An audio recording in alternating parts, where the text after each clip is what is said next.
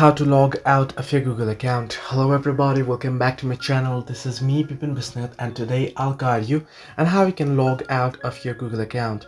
Well, the process itself is pretty simple and pretty easy, so let me guide you through. In order to log out of your Google account, what you can do is simply go ahead and head into your phone settings. Now, if you know that there is no any option on Google to log out your account, so what you can do is head into your settings on your device.